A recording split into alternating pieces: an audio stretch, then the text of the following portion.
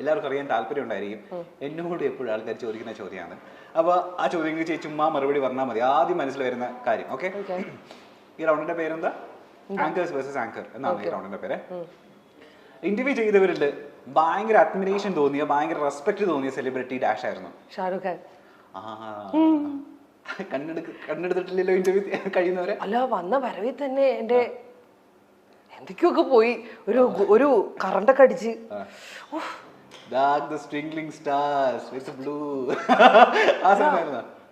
മമ്മൂക്കനെ interview ചെയ്തപ്പോഴാണ്. മമ്മൂക്കനെ ഞാൻ നേരിട്ട് കണ്ടപ്പോ എന്റെ കിളിയൊക്കെ ഇതുപോലെ പോയതാണ്.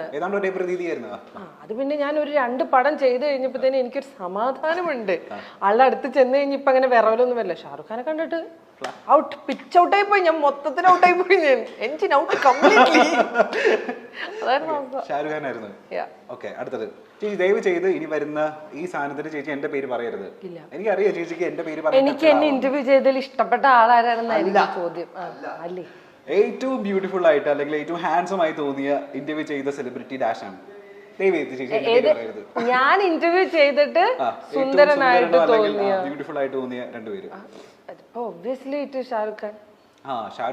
ഞാൻ അങ്ങനെ ഒരുപാട് ആക്ടേഴ്സിനെ ഇന്റർവ്യൂ ചെയ്തിട്ടില്ല.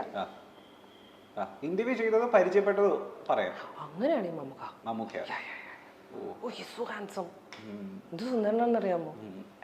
സിനിമയിൽ കാണുന്ന പോലെയല്ല, നേരിട്ട് കാണാൻ ഭയങ്കര സുന്ദരനാണ്. ഞാൻ കണ്ടിട്ടുണ്ട് റൊഷാക്ക് മൂവിയുടെ ഭാഗമായിട്ട് നമ്മൾ ഇന്റർവ്യൂ ചെയ്തിരുന്നേ. എനിക്ക് ക്വസ്റ്റ്യൻ ചോദിക്കാൻ പറ്റണ്ടേ, പുള്ളിയുടെ ആ ഒരു ഓറയിൽ നമ്മളിങ്ങനെ നോക്കിയിരിക്കും. മമ്മൂക്കന് വേണമെങ്കിൽ നമുക്കൊരു 1 മണിക്കൂർ ഉള്ളിൽ വെറുതെ പ്രൈസ് ചെയ്തോണ്ടിരിക്കാം. ഇന്ന് സുന്ദരനാണ്. പക്ഷെ സൗന്ദര്യത്തിനേക്കാളൊക്കെ മേളില് I should tell this, since നമ്മൾ മമ്മൂക്ക എന്നുള്ളൊരു വാക്ക് പറഞ്ഞത് കൊണ്ട് ഈ സമയത്തും മമ്മൂക്ക എടുക്കുന്ന സ്റ്റാൻഡും മമ്മൂക്ക ചെയ്യുന്ന സിനിമകളും മമ്മൂക്കയുടെ ഓരോ തീരുമാനങ്ങളും it is beyond our imagination. ഇതൊക്കെ ഒരു ബെഞ്ച് മാർക്കാണ്. മമ്മൂക്ക ചെയ്യുന്ന ഓരോ സിനിമ ആയിക്കോട്ടെ, അത് പ്രത്യേകിച്ച് ഈ ഒരു ടൈമിൽ. ഇപ്പൊ മമ്മൂക്ക എന്ന് പറഞ്ഞു കഴിഞ്ഞാൽ വേറെ ഇത്രയും നാള് സൂര്യനായിട്ട് ഉദിച്ചു നിന്ന് ഇപ്പൊ അതിന്റെ പുറകിൽ വേറൊരു സൂര്യനും കൂടെ വന്ന എങ്ങനെ ഇരിക്കും? അത്രയ്ക്കും പ്രകാശം പരത്തുന്ന ഒരു നിലയിലേക്കാണ് മമ്മൂക്ക ഇപ്പൊ നിന്നോണ്ടിരിക്കുന്നത്. ബാക്ക് ടു ബാക്ക് സിനിമകളുടെ സെലക്ഷൻ, എടുക്കുന്ന ഓരോ പൊളിറ്റിക്കലി കറക്റ്റ് ആയിട്ടുള്ള സ്റ്റാൻഡുകൾ. ഇപ്പൊ ജൂഡിന്റെ ഒരു വിഷയം വന്നു, അപ്പൊ മമ്മൂക്ക അതില് ഒരു കമന്റ് പറഞ്ഞു. അത് പറഞ്ഞപ്പോൾ സ്വാഭാവികമായിട്ടുള്ള നമ്മുടെ ഒരു സോഷ്യൽ കൺസ്ട്രക്റ്റിൽ എല്ലാവരും പറയുന്ന ഒരു കാര്യമാണ് മമ്മൂക്ക പറഞ്ഞത്. പക്ഷെ മാറി വരുന്ന സമയപരിതസ്ഥിതിയിൽ ആളുകൾ അത് പോയിന്റ് ഔട്ട് ചെയ്തപ്പോൾ ഈ സ്ഥാനത്ത് നിന്നിട്ടും ഇത്രയും പ്രിവിലേജ്ഡ് ആയിട്ടും അത് തിരുത്തി അതാരെങ്കിലും ഹേർട്ട് ചെയ്തിട്ടുണ്ടെങ്കിൽ ഞാൻ ക്ഷമ പറയുന്നു. ആ ഒരു സ്റ്റാൻഡ് എടുത്തതിന് സമ്മതിക്കണം. ഇതുപോലൊന്നും ചിന്തിക്കാനോ പ്രവർത്തിക്കാനോ മമ്മൂക്കയുടെ പൊസിഷനിൽ നിൽക്കണോ ഒരാൾക്ക് പറ്റുന്നുണ്ടെങ്കിൽ that means he is a true human at his heart. പച്ച മനുഷ്യൻ, തങ്കം Mammukka. You are such a gem. എനിക്ക് അത് കണ്ടിട്ട് എനിക്ക് വീണ്ടും ഭയങ്കര പ്രേമം. അവസാനിക്കുന്നില്ല അവിടെ, അത് തീരില്ലല്ലോ. അടുത്തത് പേരിന് പോലും ജാടയില്ല എന്ന് തോന്നിയ സെലിബ്രിറ്റി ഡാഷ് ആണ്. പേരിന് ജാട വാട്ട് ഈസ് ജാട? എന്താണ് ജാട? അങ്ങനെ ആറ്റിറ്റ്യൂഡ് ഒന്നും എന്നോട് ആരും എന്നാലും ഭയങ്കര simple and down to earth ആയിട്ട് തോന്നിയ ഭയങ്കര ഇന്ദ്രൻ ചേട്ടൻ. ഓയ്യോ, ഇന്ദ്രൻ ചേട്ടനോട് സംസാരിച്ചിട്ട് സത്യമായിട്ട് എനിക്കിങ്ങനെ ദൈവമേ ഈ മനുഷ്യനെയാണോ ഞാൻ ഈ കുഞ്ഞിലായ മുതൽ കണ്ടിട്ടുള്ള ഇത്രയും സിനിമയിൽ അഭിനയിച്ചത്? എന്തൊരു പാവാണെന്ന് അറിയാമോ? ഇൻ ദ സെൻസ് ആൾക്ക് അങ്ങനെ ഒരു ധാരണയേ ഇല്ല. ആളൊരു സിനിമാ നടനാണെന്ന് പോലും ആൾ ഭാവിക്കില്ല. മോളെ ഞാൻ ആ ട്രെയിനിൽ വരുമ്പോണ്ടല്ലോ അവിടെ ഇന്ന ഒരു കുട്ടി അടുത്തിരുന്നു, അപ്പൊ ഞാൻ ഇങ്ങനെ സംസാരിച്ചു, എൻ്റെ മോൾ അത് ഇത് സംസാരമൊക്കെ നമുക്ക് നമ്മുടെ വീട്ടിലെ ഒരു സാധാരണ ഒരു വ്യക്തി സംസാരിക്കണം. Down to earth, very rooted he is. പക്ഷെ his talent is up in the sky. അത് ഇനിയും യൂസ് ചെയ്യണം കേട്ടോ എല്ലാവരും. ഇത് കേട്ടോണ്ടിരിക്കുന്നവരൊക്കെ മനസ്സിലാക്കി വേറെ ലെവലാണ് അത്. ഇനി വർക്കിന്റെ ഇടയിൽ ഏറ്റവും ക്ലോസ് ആയ സെലിബ്രിറ്റി, മനസ്സിനോട് ചേർത്ത സെലിബ്രിറ്റി ഡാഷ് ആണ്. വർക്കിന്റെ ഇടയിൽ മേ ബി അത് ഇന്റർവ്യൂസിലായിരിക്കാം അല്ലെങ്കിൽ വർക്കിന്റെ ഭാഗമായിട്ട് ഏതെങ്കിലും എപ്പോഴെങ്കിലും. ഇപ്പൊ ഞാൻ പറയുകയാണെങ്കിൽ ഇപ്പൊ എന്റെ സ്റ്റാർസിലുള്ള സെലിബ്രിറ്റീസ് എല്ലാവരും ഇപ്പോ മഞ്ജരി, സിത്താര, കൈലാസേട്ടൻ, സ്റ്റീഫൻ, അതെന്ന് പറഞ്ഞാൽ ഞങ്ങൾ എല്ലാവരും ഉച്ചയ്ക്ക് ഒരുമിച്ചിരുന്ന ഭക്ഷണം കഴിക്കും. അല്ലാതെ ഇഷ്ടംപോലെ ആൾക്കാരുണ്ട്. But I'm not a social butterfly like that. ഞാൻ എപ്പോഴും അങ്ങനെ ഭയങ്കര സർക്കിൾസിൽ ഇല്ല, അങ്ങനെ ഇല്ല. അതുകൊണ്ടാണ് എനിക്കങ്ങനെ പറയാൻ പറ്റാത്തത്. പക്ഷെ ഇപ്പൊ എന്ന് പറഞ്ഞാൽ ഞങ്ങളുടെ ഷൂട്ട് ബ്രേക്സിലൊക്കെ ഒരുമിച്ചിരുന്നൊരു ഫുഡടി ഉണ്ട്. അത് ഭയങ്കര രസമാണ്. അങ്ങനെ ഇന്ന ആളുടെ പാത്രം എന്നൊന്നുമില്ല, എല്ലാവരും എല്ലാ പാത്രത്തിലും തിന്നും.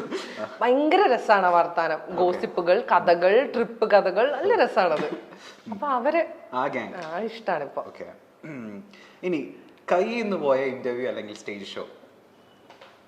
അനവധി നിരവധി ഇഷ്ടം പോലെ ഉണ്ട്. പക്ഷെ എന്റെ കയ്യിൽ നിന്ന് പോയാലും ഞാൻ അങ്ങനെ അറിയിക്കില്ല. തകർത്ത് തരിപ്പണമായ സിറ്റുവേഷൻ ഒക്കെ ഉണ്ട്, കരഞ്ഞിട്ടൊക്കെ ഉണ്ട്. വലിയ വലിയ മെഗാ ഷോയിലൊക്കെ ബ്ലണ്ടർ അടിച്ചിട്ടേ. ഒരു എക്സാമ്പിൾ ഏറ്റവും അബദ്ധം പറ്റിയ ഒരു സാധനം? അതെ, പക്ഷെ എനിക്ക് പേഴ്സണലി ഭയങ്കര ഹേർട്ടായി പോയി. എനിക്ക് അങ്ങനെ പറ്റിപ്പോയല്ലോ എന്നുള്ളൊരു സങ്കടമായി. അത് UK വെച്ചിട്ടൊരു ഷോ, അവിടെ വെച്ചിട്ടൊരു അവാർഡ് നൈറ്റ്. അപ്പൊ അനിൽ കപൂറാണ് ഗസ്റ്റ് അല്ല, പുള്ളി ഉണ്ട്. അപ്പൊ പുള്ളി വന്നിട്ട്, നമ്മുടെ ഹിന്ദി നടൻ അനിൽ കപൂർ, അപ്പൊ പുള്ളി വന്നിട്ട് ബെസ്റ്റ് ആക്ടർ ഇന്ന ആളാണെന്ന് അനൗൺസ് ചെയ്യണം.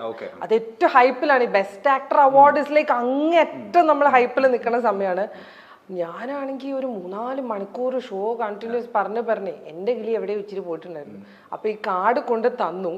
അപ്പൊ അനിൽ കപൂറിന് ഞാനത് കൊടുത്തിട്ട് അനിൽ കപൂർ ആണത് വായിക്കേണ്ടത്. അത് പറഞ്ഞു പിടിച്ചു വന്നപ്പോ ഞാനത് അനൗൺസ് ചെയ്തു. അതാണെങ്കിൽ അനിൽ കപൂറിനോട്ട് മനസ്സിലാവണമില്ല. Anil Kapoor what did you say? ഞാന് ആൾക്കാര് കൂവാൻ നടക്കുന്നു. അപ്പൊ നമുക്കൊരു സംയമനം നമ്മൾ തിരിച്ചു പിടിക്കുന്നുണ്ടല്ലോ. നമ്മള് വളരെ നൈസായിട്ട് ഇതൊരു ഷൂട്ടാണ്, ഇത് കട്ട് ചെയ്തെടുക്കാൻ പറ്റുമെന്നൊക്കെ ഉള്ളൊരു പ്രിട്ടൻഷനിൽ ഞാനത് കൊടുത്തിട്ട് പറഞ്ഞു റീഡ് ഔട്ട് ദ നെയിം എന്ന് പറഞ്ഞു. പുള്ളി റീഡ് ഔട്ട് ചെയ്തു. അപ്പൊ ആൾക്കാർക്ക് ഒന്നും ചെയ്യാൻ പറ്റില്ല. അതാ ഞാൻ പറഞ്ഞത്, ഞാനത് നന്നായിട്ട് മാസ്ക് ചെയ്യും, പരിപാടി മാനേജ് ചെയ്യും. അതെ, തീർത്ഥം.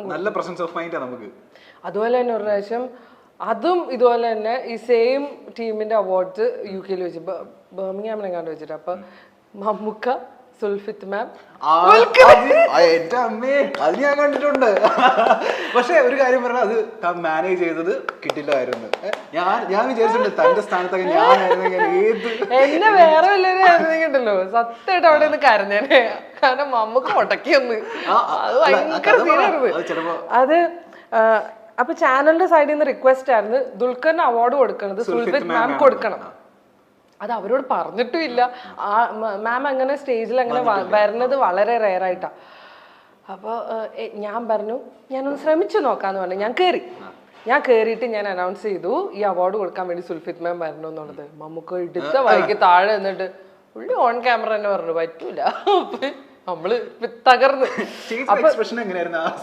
ഇല്ല, ഞാൻ വെയിറ്റ് ചെയ്യും. ഞാൻ തിരിച്ച എക്സ്പ്രഷൻ ഒന്നും കൊടുക്കില്ല, ഞാൻ വെയിറ്റ് ചെയ്യും. കാരണം എനിക്ക് എന്റെ തലയിൽ അറിയാം ഇത് എഡിറ്റ് ചെയ്യാൻ പറ്റുന്ന സംഭവമാണ്. ഈ ലൈവ് ഓഡിയൻസ് ഇത്ര പേരേ ഉള്ളൂ, പിന്നെ മൊബൈലിൽ പോയാലേ ഉള്ളൂ. എന്നിരുന്നാൽ പോലും ചളുങ്കരുത്, നമ്മൾ തളരരുത് രാമൻകുട്ടി. നമ്മളെ കല്ലെറിയാൻ ഇഷ്ടംപോലെ ആൾക്കാരെ വെച്ച് നമ്മൾ തളരരുത്. അത് നോക്കി നമുക്ക് പറ്റില്ല എന്ന് പറഞ്ഞു. ദുൽഖർ അമ്മയുടെ കൈ കയറി പിടിച്ച് പോകണ്ടെന്നൊക്കെ, ദുൽഖർ ഇങ്ങനെ പോകണ്ടെന്നുള്ള രീതിയിൽ തടസ്സപ്പെടുത്തി. എല്ലാവരും ഭയങ്കര അവർക്ക് ഇഷ്ടപ്പെട്ടില്ല പറഞ്ഞത്. അപ്പോഴും അവർക്കും അറിയില്ല അവാർഡ് കൊടുക്കേണ്ടത് ദുൽഖറിനാണെന്നുള്ളത്.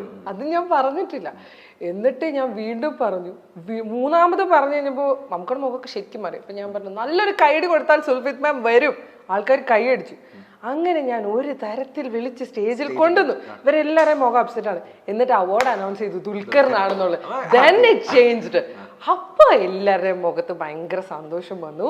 ദുൽഖർ വന്നു. ദുൽഖറിനും ഭയങ്കര ഹാപ്പി ആയി. അമ്മയുടെ കയ്യിൽ നിന്ന് അങ്ങനെ അതൊരു നല്ല മൊമെന്റ് അല്ലേ അത്. അതിന് ഞാൻ നോക്കുമ്പോ നമുക്ക് അത് വീഡിയോ എടുക്കുന്നു. അതിന് നമുക്ക് വീഡിയോ എടുക്കും. നമുക്ക് അത്രേ ഉള്ളൂ കേട്ടോ. അത് ആ സ്പോട്ടിന് തീർന്നു. അതിന് വീഡിയോ എടുക്കുന്നു. അതൊക്കെ കഴിഞ്ഞിട്ട് ഈ പറയുന്ന മാതിരി അന്ന് ലേറ്റ് ഒരു ഡിന്നറിന് മാമിന്റെ അടുത്ത് സംസാരിച്ചു. ഞാൻ ചെന്ന് സോറി പറയാൻ ചെന്നപ്പോൾ മാം പറഞ്ഞു മോളെ എനിക്ക് അങ്ങനെ ഇച്ചിരി ടെൻഷനൊക്കെ വരും അതുകൊണ്ടാണ്. പക്ഷെ നല്ലതായിരുന്നു, സന്തോഷം. ഇതുപോലത്തെ ഒരുപാടുണ്ട്. ഇപ്പൊ നമ്മൾ എല്ലാവരും അറിയപ്പെടുന്നത് ജുവൽ മേരി എന്നാണ്. പക്ഷെ പണ്ടത്തെ ഒരാളുണ്ട് മേരി ജുവൽ, അതാണ് എന്റെ ശരിക്കും പേര്. ജുവൽ പേര്, സ്കൂളിന്റെ പേര്. സ്കൂളിൽ അന്ന് അറിയപ്പെട്ടിരുന്നത് മഹാ തല്ലിപ്പൊളിയായിട്ടുള്ള മഹാകുരുത്തങ്കേടായിട്ടുള്ള ഒരു കുട്ടിയാണെന്നാണ്. ഓർമ്മയുണ്ട് എന്താ ബാല്യകാലം? ഓഫ് കോഴ്സ് എനിക്ക് അതേ ഓർമ്മയുള്ളൂ. മറക്കാൻ പറ്റാത്ത, അതായത് നമ്മള് ഏറ്റവും ലൈഫിലെ ഏറ്റവും കുരുത്തക്കേട് ചെയ്ത മരണം വരെ മറക്കാത്ത ഒരു ഇൻസിഡന്റ് പറഞ്ഞ എന്തായിരിക്കും? ഇതൊക്കെ എല്ലാ ദിവസവും ചെയ്യണല്ലേ, ഇങ്ങനെ ഇന്നതൊന്നും ഇല്ല. I was A Gaja Pokkiri അന്ന് പറഞ്ഞു കഴിഞ്ഞാൽ. ഇപ്പൊ എന്താ പറയാ, ഫോർ എക്സാമ്പിൾ പറയുകയാണെങ്കിൽ എനിക്ക് ക്ലാസ്സിലൊന്നും ഇരിക്കാൻ ഇഷ്ടമല്ല. അപ്പൊ നമ്മൾ മനഃപൂർവ്വം അലമ്പുണ്ടാക്കിയിട്ട് അവരെ ഇറക്കി വിടും. ആദ്യം വരാന്തയിൽ മുട്ടുകുത്തും, അത് കഴിയുമ്പോൾ അവളെ എണീപ്പിച്ചു നിർത്തും, പിന്നെ കൈ ഒക്കി പിടിച്ചു നിർത്തും. അപ്പൊ നേരെ താഴെ പ്രിൻസിപ്പളിന്റെ ഓഫീസ്. ഔട്ട്സ്റ്റാൻഡിംഗ് പെർഫോമർ, തീരെ അവാർഡാണ്. അവര് കുറെ നേരം കണ്ട് അവർക്ക് ബോറടിക്കുമ്പോൾ പിടിച്ച് അവിടെ പിടിച്ചു നിർത്തും, പ്രിൻസിപ്പളിന്റെ വാദിക്ക് നിർത്തും. ഒന്നുമില്ല, ക്ലാസ് ബോറാണ്, ഒരു റബ്ബർ എടുക്കാൻ ഫ്രണ്ടിൽ ഇരിക്കുന്നവനായിട്ട് കീച്ച. അപ്പൊ അവൻ തിരിയും, അപ്പൊ ടീച്ചർ നോക്കുമ്പോ ഒരു അലമ്പ്, സ്റ്റാൻഡപ്പ് മേരിജുവൽ സ്റ്റാൻഡപ്പ്, ആ ബെഞ്ചിൽ ഇരിക്കുന്ന മൊട്ട അവന്മാര് എഴുന്നേറ്റോ പൊക്കോ. അന്ന് പറഞ്ഞു കഴിഞ്ഞാൽ ഞാനും കുറെ അലമ്പ് ബോയ്സും അങ്ങനെയാണ്. ഞങ്ങള് ബെഞ്ചിൽ ക്ലാസ്സിൽ എഴുന്നേപ്പിച്ച് നിർത്തിയിട്ടുണ്ട്. ക്ലാസ് നടക്കുമ്പോ നമ്മൾ എഴുന്നേറ്റ് കൈയൊക്കെ പൊക്കി പിടിച്ച് നിന്നിട്ടുണ്ട് ക്ലാസ്. ആമ്പിള്ളേരൊക്കെ നമ്മൾ ഇടിക്കുമായിരുന്ന. പിന്നെ ഞാൻ നല്ല അവന്മാരെ എന്നെ ഇടിക്കുമായിരുന്നു. അവരെ സംബന്ധിച്ചിടത്തോളം എന്നെ അങ്ങനെ ഒരു പെൺകുട്ടി എന്നുള്ള രീതിയിൽ അവരാരും കൂട്ടിയിട്ടില്ല. സത്യം പറഞ്ഞ അളിയൻ ബന്ധങ്ങൾ അല്ല അലമ്പായിരുന്നു. സസ്പെൻഷൻ ആയിട്ട് കിട്ടേണ്ടി വന്നില്ല, ഞാൻ സ്കൂൾ മാറുമല്ലോ കുറച്ച് കഴിയുമ്പോ. അപ്പൊ ചുരുക്കി പറഞ്ഞ ഈ +2 വരെ നമ്മൾ എത്ര സ്കൂള് മാറിയിട്ടുണ്ട്? 5. സീരിയസ്ലി മാൻ, ഞാൻ ആമ്പിള്ളേരുടെ ഒക്കെ കാര്യത്തിൽ ഇങ്ങനെ കേട്ടിട്ടുണ്ട്. ഇത് അലമ്പ് മാത്രമല്ല, കുറച്ച് ഭയങ്കര ഇമോഷണൽ ട്രോമയൊക്കെ അടിക്കും, പ്രേമൊക്കെ പൊട്ടും. ഞാൻ പിന്നെ ഓരോ സ്കൂളിൽ നിന്ന് ഇറങ്ങി അടുത്ത സ്കൂളിൽ പോയി അതിനെ നന്നാക്കാൻ വേണ്ടി ഒരു സമയത്ത് കൊണ്ട് ഗേൾസ് സ്കൂളിൽ ഇട്ടു.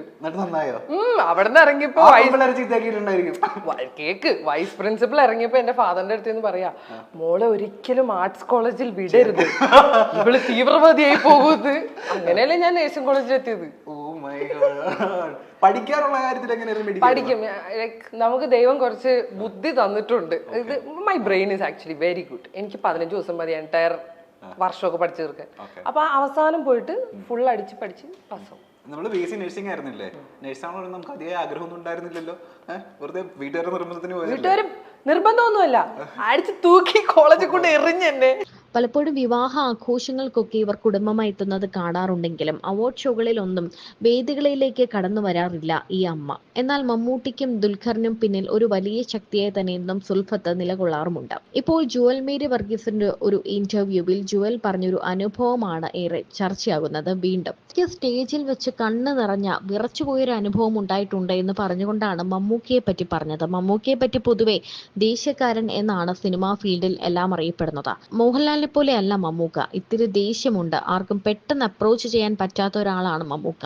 ഒരു സ്റ്റേജ് ഷോയിൽ ദുൽഖർ അവാർഡ് കൊടുക്കാനായി സുൽഫത്ത് മാമിനെ സ്റ്റേജിലേക്ക് ജുവൽ മേരി വിളിക്കുകയുണ്ടായി. എന്നാൽ അത് കേട്ട ഉടൻ തന്നെ ഈ കുടുംബത്തിന്റെ മൊത്തം മുഖം മാറി. അതുവരെയും ചിരിച്ചുകൊണ്ടിരുന്ന മമ്മൂക്കയും സുൽഫത്തും ദുൽഖറും എല്ലാം ചിരി മാഞ്ഞു. അതിനിടയ്ക്ക് മമ്മൂക്ക ക്യാമറ നോക്കി പറ്റില്ല എന്ന് തന്നെ പറയുകയും ചെയ്തു. ദുൽഖർ ആണെങ്കിൽ അമ്മയുടെ കൈ വിടാതെ പിടിച്ചു. എന്നാൽ ഈ അവാർഡ് ദുൽഖറിന് കൊടുക്കാൻ വേണ്ടിയാണ് വിളിച്ചതെന്ന് ആർക്കും മനസ്സിലായില്ല എന്നതാണ് വസ്തുത. പിന്നീട് ദുൽഖറിന് അവാർഡ് കൊടുക്കാനാണ് എന്ന് പറഞ്ഞപ്പോൾ ഈ വേദി ശാന്തമാവുകയും അങ്ങനെ സുൽഫത്ത് മകന് അവാർഡ് കൊടുക്കുകയും മമ്മൂക്ക അത് ക്യാമറയിൽ പകർത്തുകയും ഒക്കെ ചെയ്തിട്ടുണ്ട്. താൻ വളരെയേറെ പെട്ടുപോയൊരു സിറ്റുവേഷൻ ആണ് അതെന്നും അത് എങ്ങനെ ഹാൻഡിൽ ചെയ്യണമെന്ന് തനിക്ക് അറിയില്ലായിരുന്നു എന്നും ജുവൽ മേരി പറയുന്നുണ്ട്.